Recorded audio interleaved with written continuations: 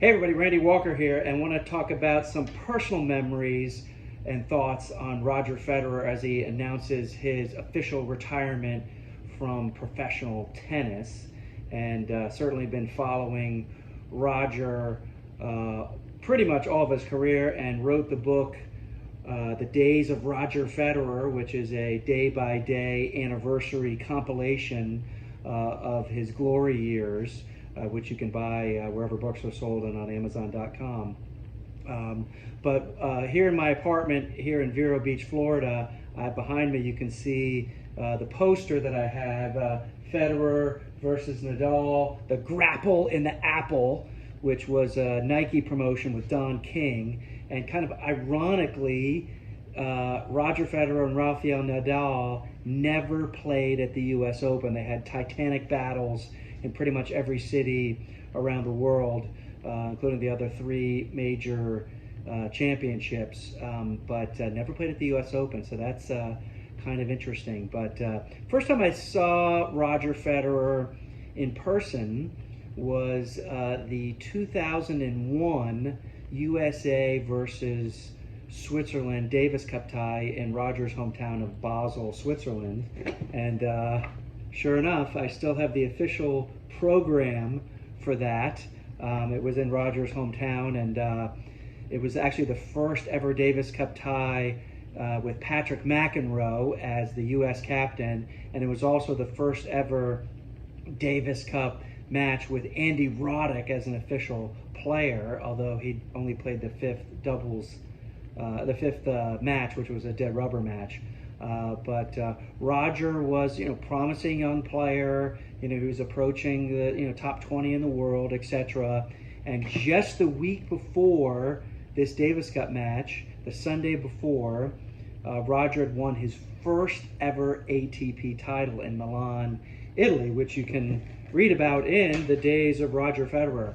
And so he came into the USA Switzerland match, with a lot of confidence, etc. I kind of remember thinking like, oh great, he won his first title last week, and maybe it's going to be a little bit of a letdown for him playing Davis Cup. Maybe he peaked early in that week, etc. But that certainly wasn't to be, and beat Todd Martin on the first day of play, and then he and Lorenzo Monta defeated Jan-Michael Gamble and Justin Gimelstob in the doubles match on the second day, and then he beat Jan-Michael Gamble to clinch the match 3-1 for Switzerland on the third day. So he became one of the very few players in the history of Davis Cup, in the history of the U.S. Davis Cup team, to win 3 live matches against the U.S. Davis Cup team. So that was kind of also put him on the map early there. And one of the things I also remember from that weekend, and I still kind of laugh about it with my former coworker and boss Joe Favorito, was when Switzerland clinched the tie on that Sunday and they beat the mighty U.S.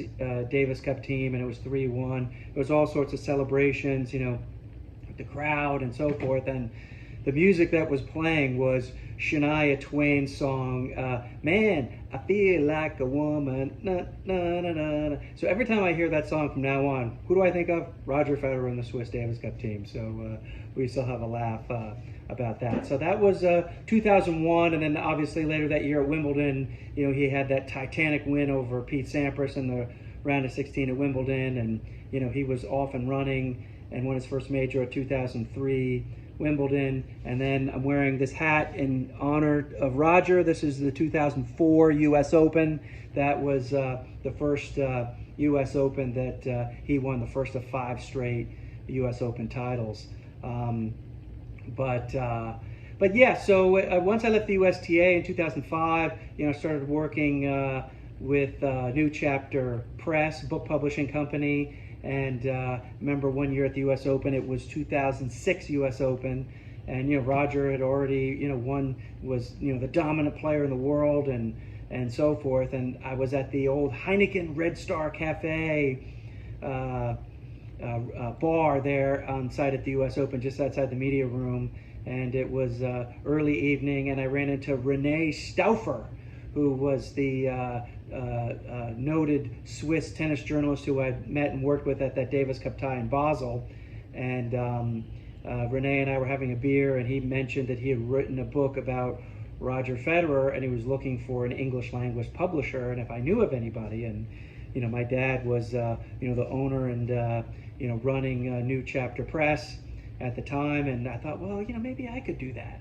So I talked to my dad about it, and he said, if you finance it and you run it yourself, we can publish it. So that's how I got into book publishing. Actually, was through that project. And I translated the book. We put it all together. We launched it at Wimbledon the next year. Rushed to launch it at Wimbledon the next year. We sold out of the first print run in 2 weeks, and should have been a New York Times bestseller. The name of the book was called, we branded it Quest for Perfection, because as Renee says in the beginning of the book, he talks about first interviewing Roger, and that his goal was to play the perfect tennis match, which is pretty much impossible. But Roger's career was basically a quest for perfection, a quest to play the perfect tennis match. So the book should have been a New York Times bestseller, but we were such a small book publishing company, we weren't really on the radar. I looked at the Nielsen book rankings, Nielsen, which does the TV ratings, they also do book ratings, and we actually outsold James Blake's book that week, and James Blake's book was on the New York Times bestseller list, but we weren't, so it was just because we were a small publisher. But then I published my book On This Day in Tennis History, and I thought, gosh, Roger is just such an icon, that I really should document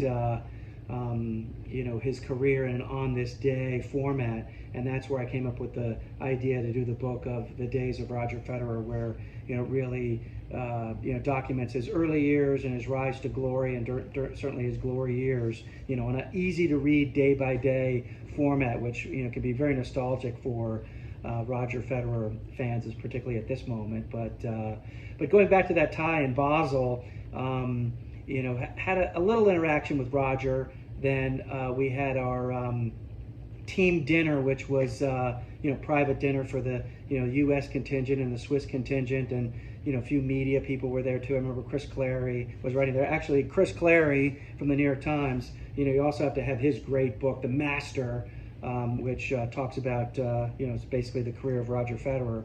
And in chapter 2, Chris talks about that USA Switzerland Davis Cup tie, and that kind of being part of the launch pad for his career. So certainly pick up that book as well. But I remember at this Davis Cup dinner, it was a la carte. We didn't have food served to us. We had to go up and choose what we wanted. And for those who know me, I'm a super picky eater, and I wasn't really sure what this was and so forth. So there was the servers there. I was asking the servers, like, what is this? What is in that? Etc. And then right next to me, Roger interrupts the girls, comes right in and goes, "Hey, okay, you have to know all about this. This is traditional Swiss cuisine, and you have to have, you have to know everything about everything." So he explained all the dishes to me, like the gentleman, that he was and that he became, and and told me exactly what to get and so forth. So that was a great memory for me. So yeah, gosh, I mean, when Federer played tennis, it was must-see TV. You dropped everything, and as I said in a previous video on this channel, on this World Tennis Magazine channel, that Roger Federer is probably going to be going down as the most popular tennis player of all time. He's probably one of the most popular people in the world, but just looking at it from the scope of tennis, he's probably the most popular player ever, particularly in this social media age and so forth. And sure, you can argue with the greatest player of all time, Rafa, Novak, Rod Laver, Roger, etc. But certainly from popularity, and certainly somebody who really took the game of tennis and moved it to another level, it certainly was Roger Federer. And I kind of compared him in that previous video that I shot to Arnold Palmer. Arnold Palmer wasn't the greatest golfer that ever lived, It was, Jack Nicklaus, had won many more majors than him, and in all the head-to-heads that Arnold Palmer had with Jack Nicklaus, he lost most of those. But Arnold Palmer's popularity really moved the needle of the PGA Tour and golf, to a new stratosphere. And Roger Federer certainly did that for tennis. So I'm going to be going through a lot of my old programs and so forth. This was another program that I found in my drawer here with the Nets Jets showdown, Pete Sampras versus Roger Federer at Madison Square Garden. And I think that you're going to be seeing Roger playing a lot more of these matches, in his social media post where he announced his retirement. He said he's retiring from the tour and he's retiring from Grand Slams, but he's certainly going to be playing more tennis. So I think we can see, more of those kind of exhibition events, in the years to come against, Leighton Hewitt or Rafael Nadal or Andy Roddick, etc., and have, more celebrations of Roger Federer and his career. So sure, it's certainly sad that Roger, we're not going to be seeing him on the grandest stages of tennis, but I think we're certainly going to be seeing him on the tennis court in the future, playing tennis and entertaining us and wowing us with his talent and his beauty on the court. So salute to Roger Federer. We're tipping our hat to you, my 2004 US Open hat, to mark your first of 5 US Open titles. So we tip our hat to you, Roger, and wish you all the luck. And thank you for making so many great memories for us and making tennis the great sport that it is today. So thank you, Roger. Over and out.